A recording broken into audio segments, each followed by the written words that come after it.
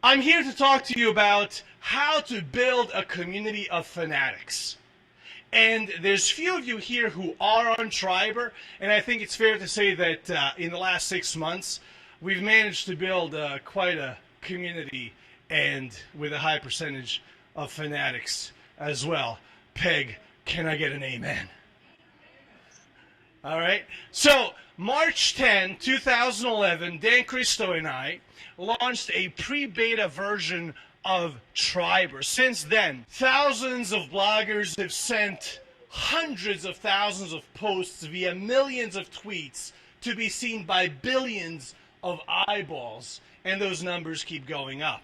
If you go to Triber.com today, there's always a running stat of how many visits we've sent to our community members, to their blogs.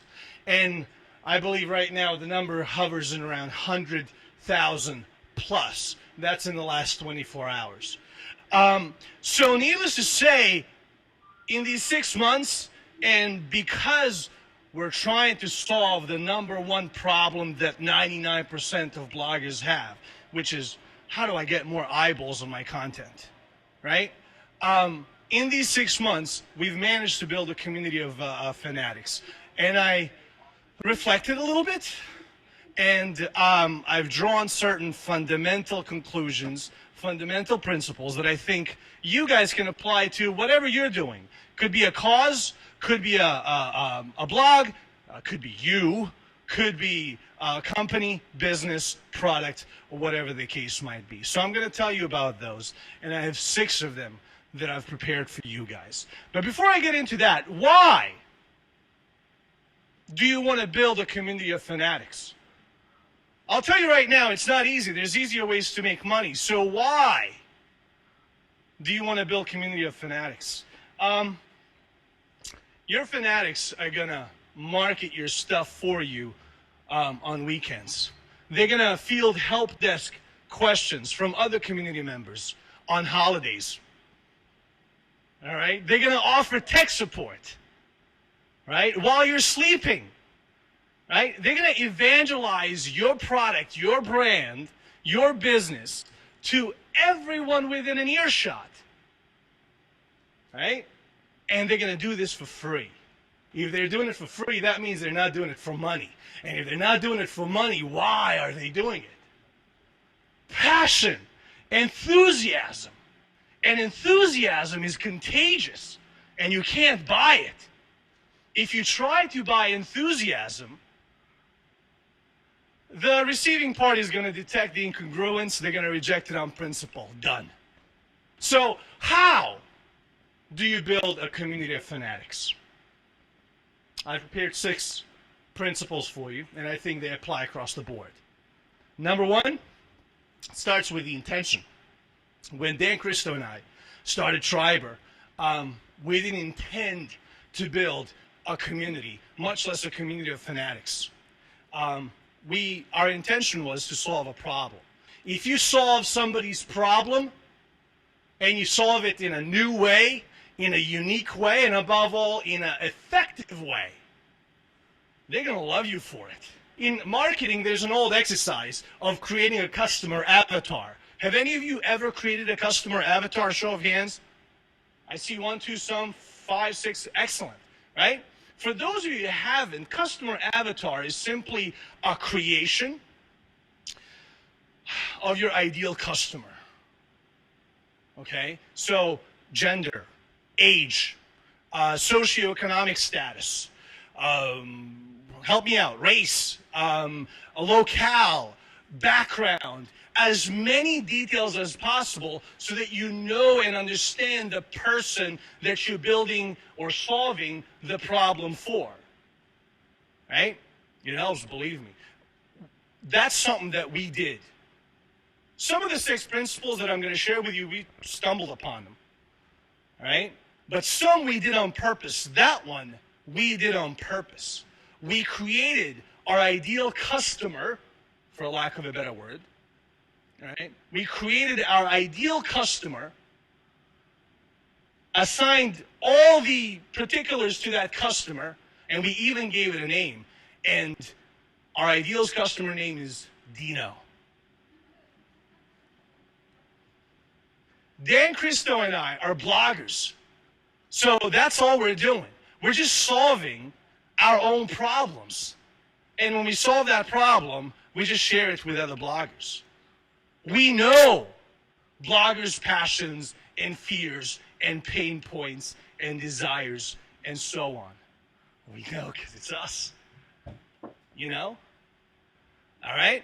So create a customer avatar. Know who your ideal customer is. That was number 2. Number 3, here's an important one that we often forget in business. And Jillian mentioned this, and the gentleman before me mentioned it as well. But it's so important, and we so forget it, and we just don't do it, especially if we get caught up in the whole corporate businessy game, right? Be a human. Be a human, right? You can't build a community with a logo. Nobody cares about a logo, right? You're not a brand, right? People love, marketing people especially, love talking about branding, right? Branding is BS. You don't have a brand. Disney has a brand. Coca-Cola has a brand. You don't.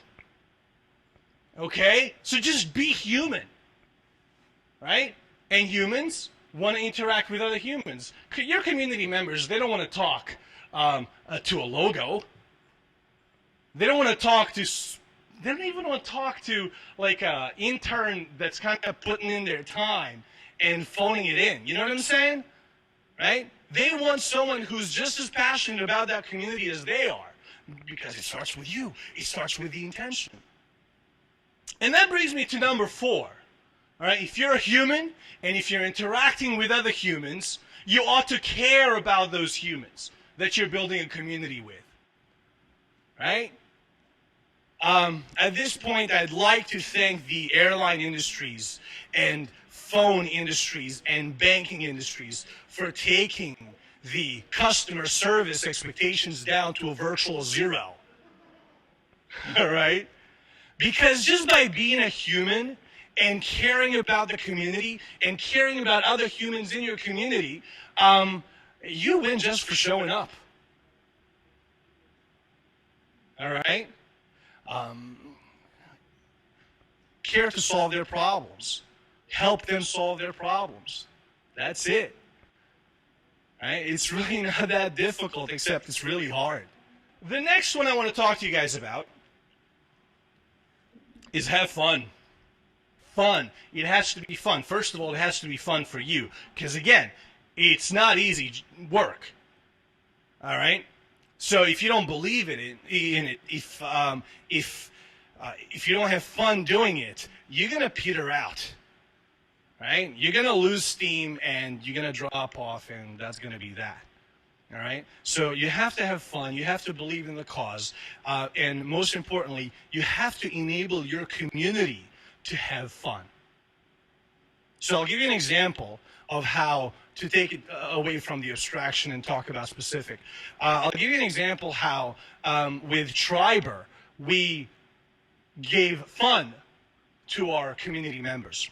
So when you have an account and when you have a tribe of bloggers that retweet your stuff, there's a tribal stream that allows you to see upcoming tweets and stuff like that. And you can click on the link, check out the blog post, and give it a thumbs up or thumbs down.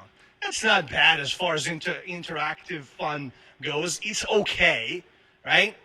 But we also give virtual currency for the votes.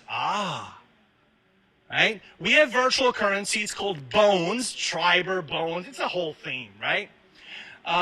So we give Bones for voting. And initially, we wanted to give Bones for every time you vote. We wanted to incentivize our community members to pay attention to their tribal stream and to send a message to their tribe members if they like the post or not, if it's appropriate for the audience or not, or whatever the case might be, right? We wanted to incentivize them. And originally, we wanted to give them a bone for every time they voted, up or down.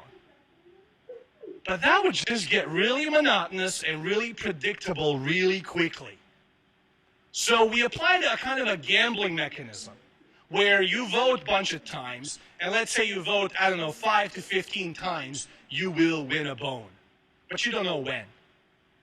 Right? That's a kind of a fun thing. If you've ever been to Vegas, you know how this random algorithm, kind of like playing a slot machine, right? You know how it feels. Right? It's very engaging, interactive, and so on and so forth. Does that make sense? Number 6 is positioning. And positioning is so important. All right? When 7-Up came out, do you guys remember? I think this was like back in the 80s or something. When 7-Up first came out, does anybody remember the slogan they used? The Cola. That's right. Nobody knew what the heck 7-Up is, but they knew what it wasn't. It wasn't a cola. Right? That's positioning. Bible. David and Goliath. That's a story of positioning. Little guy against the big guy. Small corporation, small mom and pop shop against a large corporation. That's story of positioning. That's all it is. Right? Triber has a story of positioning. I'm going to share it with you now. Right? 1% of superstar bloggers get 99% of attention. This is true of most industries, right? Hollywood. For every Tom Cruise, there's a bazillion of other dudes that are just as good looking, just as talented as Tom Cruise, but they don't get $40 million per picture, right? This is true of all industries I can think of. So same is true in blogging. We can't do anything about Hollywood, but we can do something about blogging, all right? So this attention that gets focused on the top, right, translates eventually, in some ways, into money. Because attention equals book deals. Attention equals traffic. Attention equals business opportunities. Attention equals speaking engagement. Attention equals money. Right? We decided to democratize attention. Right? And we do that by allowing people to come together, related bloggers, bloggers who trust each other, right? Bloggers who read each other's stuff anyway, who retweet each other's stuff anyway, share their stuff anyway. We allow them to come together and tap into each other's audience. I want to talk to you about Twitter trust model for a second. A short digression, right? When it comes to trust, with Twitter, how much trust do you need to follow somebody or for somebody to follow you? Not that much, yeah. It's one-sided, right? It's 140 characters at a time. Doesn't require that much trust. With Facebook, it's bi-directional. And you can see a lot more information about me. So it requires a higher degree of trust for me to accept you as a friend on Facebook. Does that make sense? Right? G+. Who's on G+? It's very interesting to me that G+ is using Twitter trust model. Yeah? It's not bi-directional. You create circles and you put whoever you want in your circle. Right? They don't have to put you back in your circle. Triber, I don't know if we're doing it right or we're doing it wrong, but we're doing it different. Because I not only have to trust you to join my tribe, and you not only have to trust the other tribesmates, but we also have to trust each other with each other's audience. Because every time I publish a blog post, it goes out to his audience and vice versa. But that level of trust is paramount. And going back to the positioning story, right? 99% of the rest of us bloggers who are trying to get some eyeballs on our content can actually tap into each other's audience. And some bloggers who have got on there have immediately seen the benefit. Can I get an amen? Amen, that was me.